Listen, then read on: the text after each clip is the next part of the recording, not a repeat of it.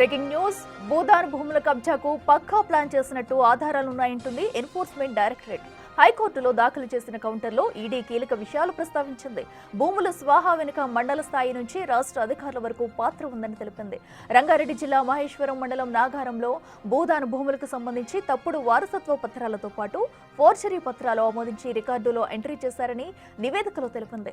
రికార్డుల్లో మార్పులతో భూదాన్ భూముల విక్రయాలకు అవకాశం కల్పించడంలో ప్రైవేటు వ్యక్తుల పాత్రతో పాటు తహసీల్దార్, కలెక్టర్, సీసీఎల్ఏ కార్యాలయాల వరకు పలువురు పాత్ర ఉందని కోర్టుకి ఇచ్చిన కౌంటర్లో తెలిపింది.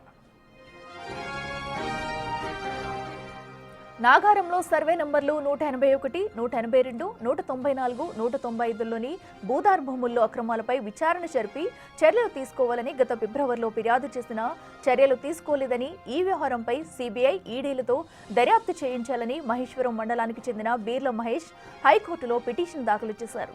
దీంతో కోర్టు భూదాన్ భూముల్ని కొనుగోలు చేసిన ఐపీఎస్, ఐఏఎస్లకు వారి బంధువులకు నోటీసులు జారీ చేసింది.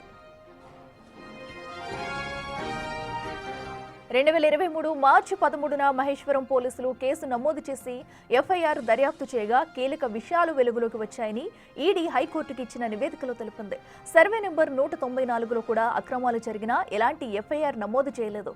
ఈ సర్వే నెంబర్లో అబ్దుల్ షుకూర్ బంధువులు నవాబ్ హాజీ అలీఖాన్ నుంచి భూములు కొన్నట్లు చూపిస్తున్నాయి. కానీ వాస్తవానికి 1957-58లోనే అలీఖాన్కు 779 ఎకరాలుండగా 1992కి ముందే అంతా విక్రయించడం లేదా పంపిణీ చేశారు.